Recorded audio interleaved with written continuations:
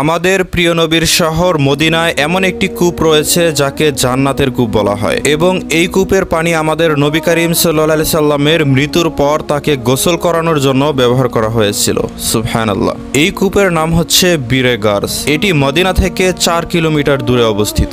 এটা সেই কূপ যেখানে আমাদের নবীজি সাল্লাল্লাহু আলাইহি সাল্লাম হিজরতের পর অবস্থান করেছিলেন। এই প্রোটোটাইপটা দেখুন, এটা 1400 বছর আগে নবী করিম সাল্লাল্লাহু আলাইহি সাল্লামের সময়কার মদিনার অবস্থা। তখন পবিত্র কাবা শরীফ দেখতে এমনটা ছিল, আর কাবার চারিপাশে মাটি ও পাথরের ঘর ছিল। পবিত্র কাবার চারদিকে পাহাড় ছিল। বন্ধুরা, সেই সময় নবীজি এরকম ঘরে থেকে, এরকম পরিবেশে থেকে আল্লাহর দিন এই দুনিয়ার জমিনে প্রতিষ্ঠা করে গেছেন। আমরা এখন কতই না সহজে ইসলাম পেয়ে গেছি। এখন পবিত্র মক্কা শরীফ আলট্রা মডার্ন হয়ে গিয়েছে, কাবায় রোবট পর্যন্ত ব্যবহার হচ্ছে, অথচ সেই সময় মক্কায় নিজেকে মুসলিম পরিচয় দেয়াই দুষ্কর ছিল।